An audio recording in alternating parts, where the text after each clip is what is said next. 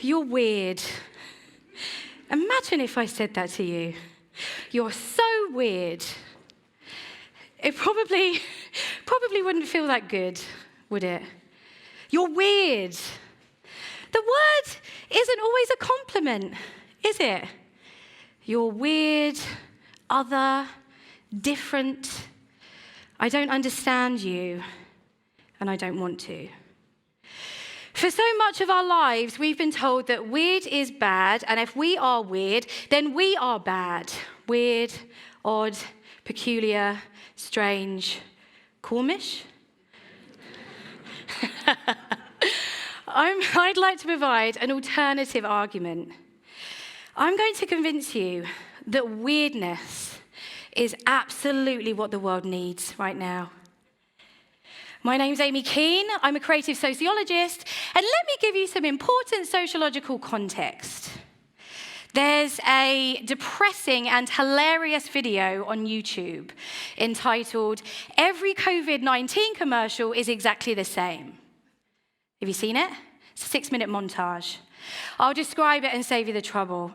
So it's 6 minutes of clips from numerous adverts from various brands during that 12 months of peak COVID intensity when we were all locked inside our houses.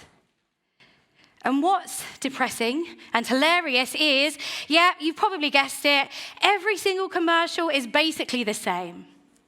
Every single brand talks in exactly the same way. Now, more than ever, in these unprecedented times, since 1942, since 1977, since 2010, we've been on your side. Do you remember? Every single ad had that same shot of people standing outside their houses, applauding, time after time after time, brand after brand after brand, doing and saying exactly the same thing. With this same piano-led chorus and violin crescendo. Every single commercial had the same structure. The sad beginning, the serious middle, and the uplifting end. Now, more than ever, we're in this together. The same sound bites, the same cliches.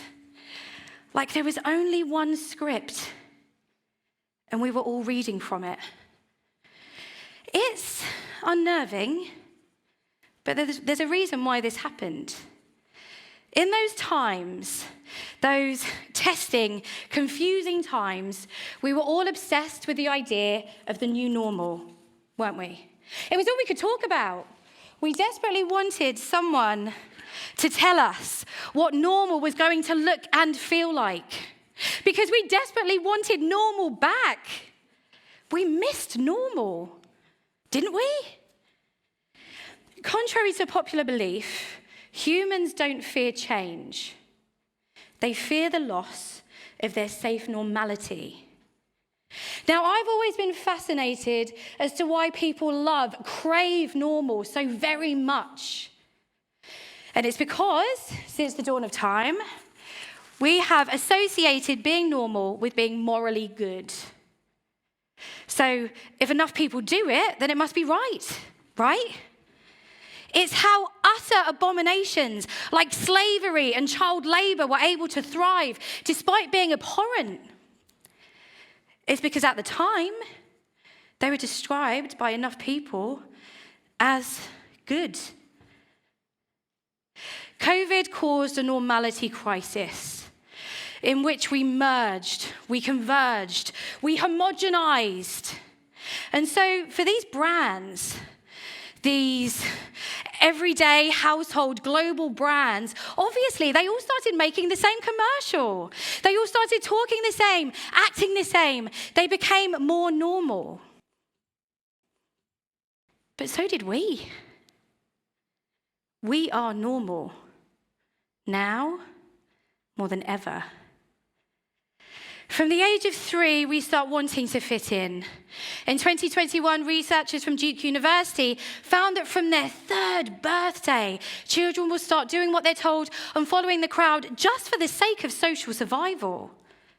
And this desire to fit in only becomes more overwhelming and more pronounced as we age. Education is all about conformity. This happens in real life, but it happens online too. Has anyone here heard of TikTok voice? Let's see if I can do it. It's a relatively unemotional type of speech that uses this pacing cadence that somehow became the go-to default for young people across the platform during COVID. And of course, now social platforms are offering us the option to create posts using AI, not just outsourcing the sounds of our voices, but outsourcing our words too. In 2021, a neuroscientific study from HSC University found that our brains pay special attention when we hold views that differ from the social group. And then our brains will adjust those views so that we can fit in. And of course, it's well documented that the social platforms' algorithms are optimizing our content so that we're getting served the same thing over and over again. Those things and people that we like, and those people that like us. And against the backdrop of a world that feels increasingly intimidating and threatening, what's emerged is what I call the optimized human. This is a human so engrossed, so embedded in social media that their behavior is driven by likes and social acceptance rather than being interesting or being unique. The optimized human optimizes themselves, sharing slight variations on the same message over and over again. They use the socially acceptable phrases in the socially acceptable way. They play it safe, lest they are ridiculed online, or even worse, completely alienated. The optimized human is an output of the normality crisis, which means that now, more than ever, originality is at an all-time low. In a landmark study by Dr. Katie Lamb at the University of Toronto, Scarborough, they conducted a series of 7 experiments, which proved that the behavior I've just described, combined with the incessant scrolling and swiping and skipping in social media, is making us all more bored. It's making us bored en masse.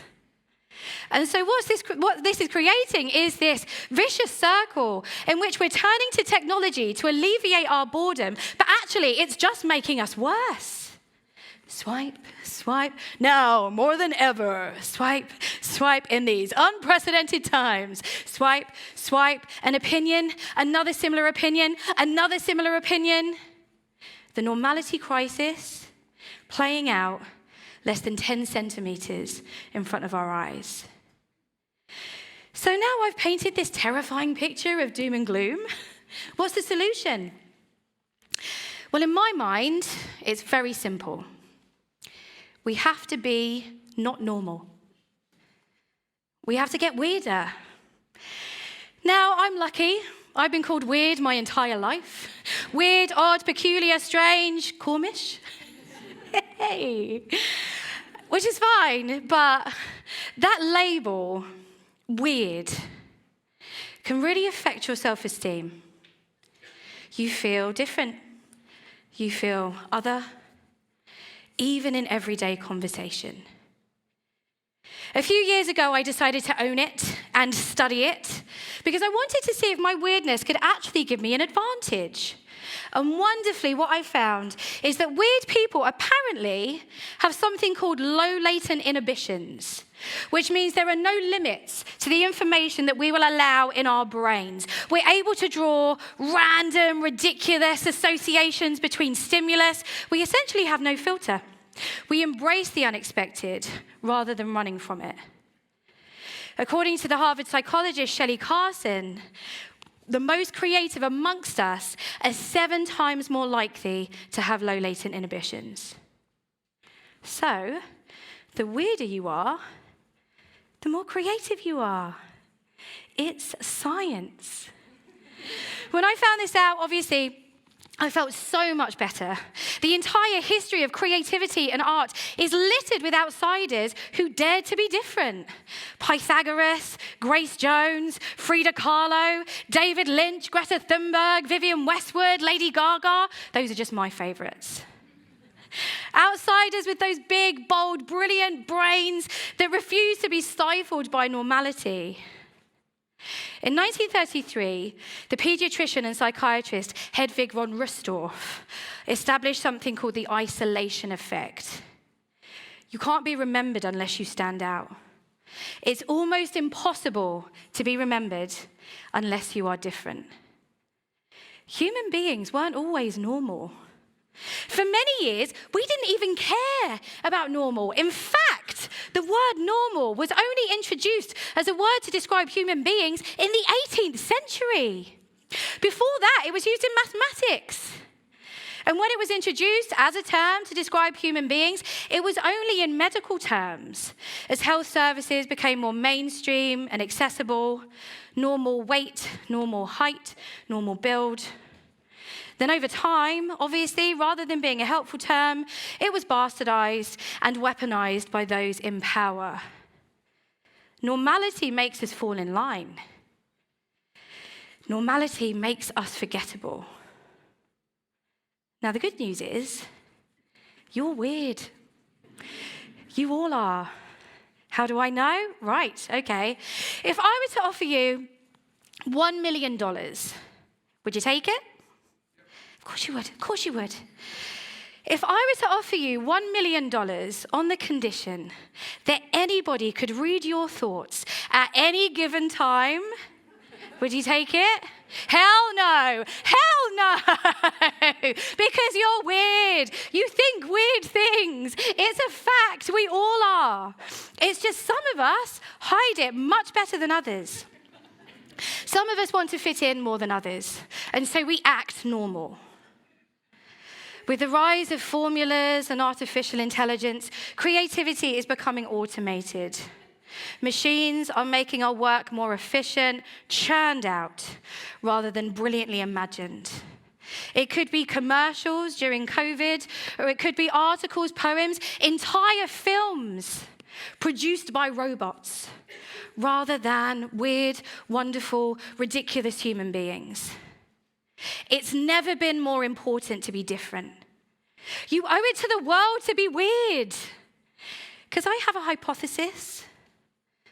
The weirder we all allow ourselves to be, the happier and more creative we'll all be as a result.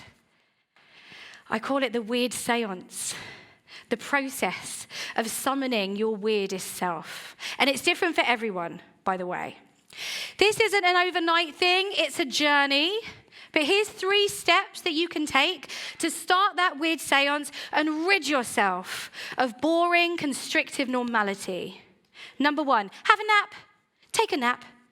Because those moments when we're drifting off are when we're at our weirdest and most creative. It's called hypnagogia.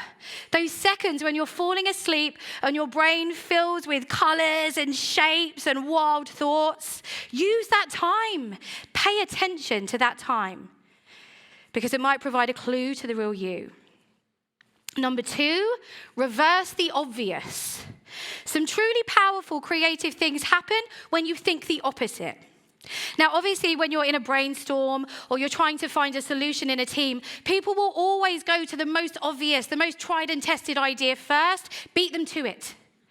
Think the obvious and then turn it on its head. Let me give you an example. A few years ago, I wrote a book about what would happen if we all worried less. Now, the obvious thing to do would be to write a traditional self-help book, yawn. Instead, I wrote a fairy tale in verse and illustrated it, and that became a bestseller. Number 3, imagine the worst. When you think of truly terrible ideas, you locate a version of yourself that doesn't care about judgment and social acceptability. You lose the filter. When you come up with a truly terrible idea, you will find a tiny smidgen of genius. Let me give you an example. If I told you that we should sell rocks and tell people to keep them as pets, You'd say that's a terrible idea. Are you out of your mind? The inventor of the pet rock, Gary Dahl, did just that and became a millionaire. The originator of the outsider art movement, the art brut movement, Jean de Buffet, spent his entire career fighting the toxicity of cultural conditioning. He said, supposing there is something like normality, there is only one way to be normal and 1,000,001 ways not to be normal. Isn't that exciting? In a world where everyone's talking the same and acting the same, what's your version of not normal? Don't you want the younger generations to feel freer, unconstrained by that hideous desire to fit in? The world has to change. And the only way that we can do it is by convincing the younger generations that they can be different and they can think differently. I have a confession to make. I'm doing this talk for selfish reasons. If someone had done this talk 10, 15, 20 years ago and I'd seen it, it probably would have made being weird a little bit easier. I'm making weirdness my life's work because selfishly, I just want to exist whilst being not normal. And I think you do too. So, shall we? Shall we embrace it? You find your weird and I'll find mine. Our weirds can mesh. They can blend. My weird can talk to your weird and our weirds can be friends. I don't want to be a robot. Humans weren't born on this planet to be boring, homogenous machines. They were born to be weird. You're weird. I'm weird. And that's exactly how it's supposed to be. Now, more than ever. Thanks.